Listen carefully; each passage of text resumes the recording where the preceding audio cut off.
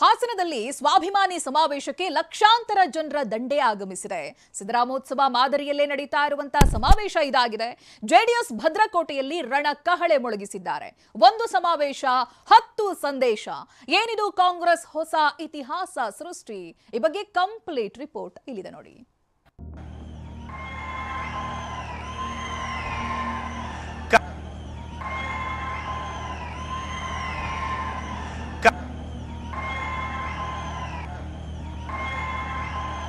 ಬಡವನ ಮಗ ರಾಜನಾದ ರಾಮನಾದ ಸಿದ್ದರಾಮಯ್ಯನ ಕಥೆ ಇದು.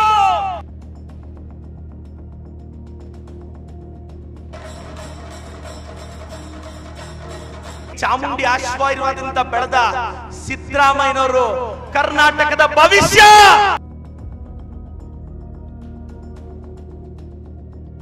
ಡಿಕ್ಷನರಿಯಲ್ಲಿ ಪ್ರಾಮಾಣಿಕತೆ ಪಕ್ಕದಲ್ಲಿ ಸಿದ್ದರಾಮಯ್ಯನೇ ಬರಿಬೇಕು.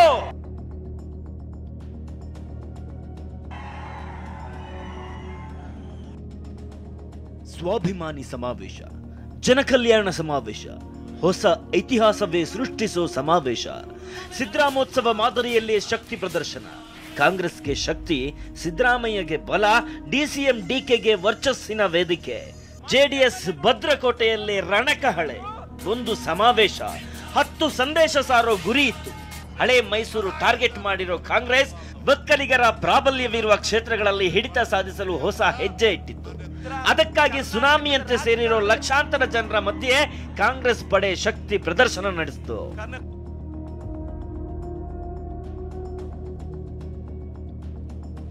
ಸಿದ್ದರಾಮೋತ್ಸವ ಮಾದರಿಯಲ್ಲೇ ಬೃಹತ್ ಶಕ್ತಿ ಪ್ರದರ್ಶನ.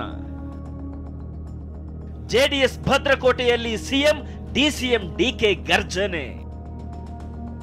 ಒಂದು ಸಮಾವೇಶ 10 ಸಂದೇಶ, ಲಕ್ಷಾಂತರ ಜನ ಭಾಗಿ. ಹಾಸನ ಸ್ವಾಭಿಮಾನಿ ಸಮಾವೇಶಕ್ಕೆ ಲಕ್ಷಾಂತರ ಅಭಿಮಾನಿಗಳ ದಂಡೇ ಆಗಮಿಸಿದೆ. ರಾಜ್ಯದ ಮೂಲೆ ಮೂಲೆಯಿಂದಲೂ ಜನಸಾಗರವೇ ಸೇರಿದೆ. ಇಡೀ ಹಳೆ ಮೈಸೂರಿಗೆ ಕೇಳಿಸುವಷ್ಟು ಜೈಕಾರ, ಘೋಷಣೆ ಜೋರಾಗಿದೆ. ಒಂದ್ ಕಡೆ ಸಿಎಂ ಸಿದ್ದರಾಮಯ್ಯ ಫೋಟೋ ಹಿಡಿದು ಅಭಿಮಾನಿಗಳು ಜೈಕಾರ ಕೂಗ್ತಿದ್ರೆ, ಮತ್ತೊಂದ್ ಕಡೆ ಹಬ್ಬದಂತೆ ಕಾರ್ಯಕರ್ತರು ಸಂಭ್ರಮಿಸುತ್ತಿದ್ದಾರೆ.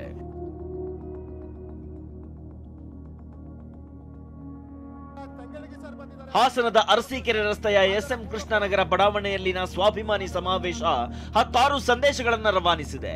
ಇನ್ನು ಸಮಾವೇಶದಲ್ಲಿ ಹಬ್ಬದ ವಾತಾವರಣವೇ ನಿರ್ಮಾಣವಾಗಿತ್ತು. ವೇದಿಕೆಯಲ್ಲಿ ಕಲಾವಿದರಿಂದ ಚಂಡೆ ಪ್ರದರ್ಶನ ಎಲ್ಲರ ಗಮನ ಸೆಳೆಯಿತು.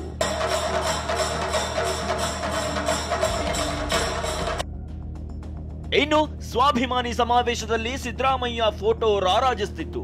ಗಣ್ಯರು ಕಾರ್ಯಕರ್ತರು ಕೂರೋ ಪ್ರತಿ ಆಸನಕ್ಕೂ ಫೋಟೋ ಇಟ್ಟಿರೋದು ಎಲ್ಲರ ಗಮನ ಸೆಳೆಯಿತು. ಹಾಗಾದ್ರೆ ಸಮಾವೇಶದ ಸಂದೇಶ ಏನು ಅನ್ನೋದನ್ನ ಹೇಳ್ತೀವಿ ನೋಡಿ. ಸ್ವಾಭಿಮಾನಿ ಜನಕಲ್ಯಾಣ ಶೀರ್ಷಿಕೆಯಡಿ ಸಮಾವೇಶ ನಡೀತಿದ್ರು. ಸಿದ್ದರಾಮೋತ್ಸವ ಮಾದರಿಯಲ್ಲಿ ಸಮಾವೇಶ ಆಯೋಜನೆ ಮಾಡಲಾಗಿದೆ. ಇನ್ನು ಕಾಂಗ್ರೆಸ್ಗೆ ಮತ್ತಷ್ಟು ಬಲ ತುಂಬೋದು ಉದ್ದೇಶ ಆಗಿದೆ. ಸಿದ್ದರಾಮಯ್ಯ ವರ್ಚಸ್ಸು ಹೆಚ್ಚಿಸೋಕೆ ಸಿಎಂ ಆಪ್ತರು ಪ್ಲಾನ್ ಆಗಿದೆ. ಮಾಜಿ ಪ್ರಧಾನಿ ಎಚ್ಡಿಡಿ, ಕೇಂದ್ರ ಸಚಿವ ಕುಮಾರಸ್ವಾಮಿಗೆ ಟಕ್ಕರ್ ಕೊಡೋ ಉದ್ದೇಶ ಆಗಿದೆ. ಸಮಾವೇಶದ ಮೂಲಕವೇ ಜೆಡಿಎಸ್ ಭದ್ರಕೋಟೆಯಲ್ಲಿ ಹಿಡಿತ ಸಾಧಿಸೋದು ಕಾಂಗ್ರೆಸ್ ಉದ್ದೇಶ ಆಗಿದೆ. ಎಚ್ಡಿ ದೇವೇಗೌಡರ ತವರೂರಿನಲ್ಲಿ ಸಿದ್ದರಾಮಯ್ಯ ಶಕ್ತಿ ಪ್ರದರ್ಶನ ಮಾಡಿದ್ದಾರೆ. ಕರ್ನಾಟಕದ ಬಂಡೆ ಜೆಡಿಎಸ್ ಟಾರ್ಗೆಟ್ ಮಾಡಿ ಮಾತನಾಡಿದ ಕಾಂಗ್ರೆಸ್ ಸಚಿವರು, ಇದು ರಾಜಕೀಯವಾಗಿ ಉತ್ತರದ ಸಮಾವೇಶ ಅಂದ್ರು. ನಮ್ಮ ವಿಚಾರನ ಜನರ ಹಂಚ್ಕೊಳಕ್ಕೆ ಬೇರೆಯವ್ರಿಗೆ ನಿಮ್ಗೇನು ಹೊಟ್ಟೆ ಊರಿ, ಬಿಜೆಪಿ ಅವ್ರಿಗೇನು ಹೊಟ್ಟೆ ಊರಿ, ಜನತಾ ದಳದವ್ರಿಗೇನು ಹೊಟ್ಟೆ ಊರಿ. ಪಾಪ ಕಣ್ಣಲ್ಲಿ ನೀರು ಹಾಕಿದ್ರಲ್ಲ ನನ್ನ ತಾಯಂದಿರು, ಅವ್ರಿಗೆ ಯಾರು ಕಣ್ಣು ಒರೆಸ್ಲಿಲ್ಲ. ಚನ್ನಪಟ್ಟಣದಲ್ಲಿ ಮಾತ್ರ ಕಣ್ಣೀರು ಹಾಕಿದ್ರು. ಈಗೂ ಅವ್ರಿಗೆ ಮನವಿ ಮಾಡ್ಕೊಳ್ತೀನಿ, ಪಾಪ ಕಣ್ಣೀರು ಒರೆಸಿ. ದೇಶದಲ್ಲಿ ಅನೇಕ ರಾಜಕೀಯ ವಿಚಾರಗಳನ್ನು ಕೂಡ ನಾವು ಪ್ರಸ್ತಾಪ ಮಾಡ್ತೇವೆ. ಜನಗಳಿಗೆ ಗೊತ್ತಾಗಬೇಕು, ಸತ್ಯಾಂಶಗಳು ಗೊತ್ತಾಗಬೇಕು. ಅನೇಕ ವಿಚಾರದಲ್ಲಿ ವಿರೋಧ ಪಕ್ಷದವರು ಮಾಡ್ತಕ್ಕಂಥ ಆಪಾದನೆಗಳನ್ನು ನಾವು ಅಫಿಷಿಯಲ್ ಆಗಿ, ಅಂದರೆ ಸರ್ಕಾರವಾಗಿ ಉತ್ತರ ಕೊಡೋದು ಬೇರೆ, ಆದರೆ ರಾಜಕೀಯವಾಗಿ ಉತ್ತರನೂ ಕೊಡಬೇಕಲ್ಲ ಅವ್ರಿಗೆ. ಭದ್ರಕೋಟೆ ಅಂತ ಹೇಳೋದು ಬೇಡ ರೀ. ಪಾರ್ಲಿಮೆಂಟ್ ಎಲೆಕ್ಷನ್ ಏನಾಯ್ತಪ್ಪ, ಭದ್ರಕೋಟೆ ಎಲ್ಲಿದೆ? ಸುಮ್ಮನೆ ಭದ್ರಕೋಟೆ ಅಂತ ಹೇಳಿ ನೀವು ಭದ್ರ ಮಾಡಕ್ ಹೊರಟಿದ್ದೀರ ಅಷ್ಟೇ.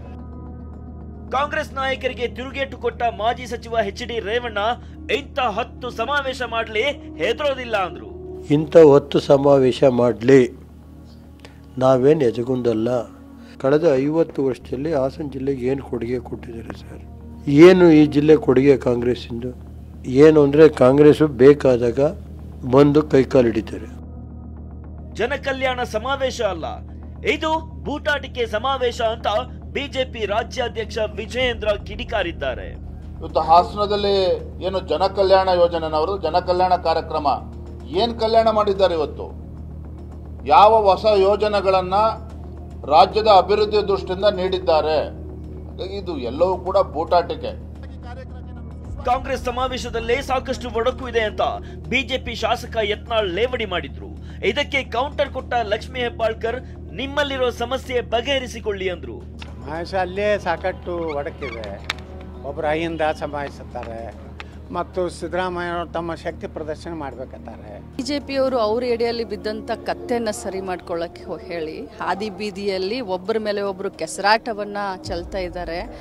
ನಮಗೆ ಗೊತ್ತಿದೆ ನಾವು ಯಾವ ರೀತಿ ಸರಿ ಇದ್ದೀವಿ, ಮುಂದೆ ಯಾವ ರೀತಿ ಒಗ್ಗಟ್ಟಿನಿಂದ ಹೋಗಬೇಕು ಅಂತ. ಹಾಸನದ ಸ್ವಾಭಿಮಾನಿ ಸಮಾವೇಶ ರಾಜಕೀಯವಾಗಿ ಉತ್ತರ ಕೊಡೋ ಸಮಾವೇಶ ಅಂತ ಕಾಂಗ್ರೆಸ್ ನಾಯಕರು ಬಣ್ಣಿಸಿದ್ದಾರೆ. ಇಂಥ 10 ಸಮಾವೇಶ ಮಾಡಿದ್ರು ಹೆದರೋದಿಲ್ಲ ಅಂತ ದೋಸ್ತಿ ಖಡಕ್ ಉತ್ತರ ಕೊಟ್ಟಿದೆ. Bureau report, TV9.